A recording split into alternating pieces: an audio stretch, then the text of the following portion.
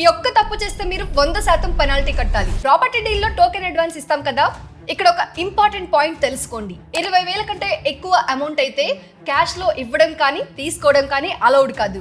Bank transfer, UPI లేదా check లోనే చేయాలి. ఒక చిన్న ఎగ్జాంపుల్ చూద్దాం, అర్థమయ్యేలా చెప్తా చూడండి. మీరు ఒక ప్లాట్ కొనడానికి 50,000 రూపాయలు టోకెన్ అడ్వాన్స్ ఇచ్చారు అనుకోండి. క్యాష్ లో ఇస్తే అది రూల్ వైలేషన్, అదే బ్యాంక్ ట్రాన్స్ఫర్ లో ఇస్తే సేఫ్. ఇప్పుడు ఒకవేళ డీల్ క్యాన్సిల్ అయింది అనుకోండి, సెల్లర్ మీ అడ్వాన్స్ ని తిరిగి ఇవ్వాలి.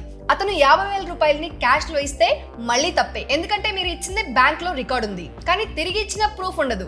అదే అమౌంట్ ని బ్యాంక్ ట్రాన్స్ఫర్ లేదా యూపీఐ లో ఇస్తే కంప్లీట్ సేఫ్. ఇక్కడ మెయిన్ షాక్ ఏంటంటే పెనాల్టీ. మీరు 50,000 రూపాయలు క్యాష్ లో తీసుకున్నా లేదా ఇచ్చినా పెనాల్టీ కూడా 50,000 రూపాయలు కట్టాల్సిందే, అంటే 100% పెనాల్టీ. సో క్లియర్ గా చెప్పాలంటే ఎంత రూల్ బ్రేక్ చేస్తే అంతే పెనాల్టీ. క్యాష్ అస్సలు యూజ్ చేయకండి. చిన్న మిస్టేక్ అనుకుని ఇగ్నోర్ చేస్తే తర్వాత మీరే చాలా ఇబ్బంది పడాల్సి వస్తుంది. సో ఇన్ఫర్మేషన్ తప్పకుండా అందరికీ షేర్ చేయండి. ఇలాంటి మరిన్ని యూస్ఫుల్ అప్డేట్స్ కోసం మై పైసా ఛానల్ ని సబ్స్క్రైబ్ చేసుకోండి.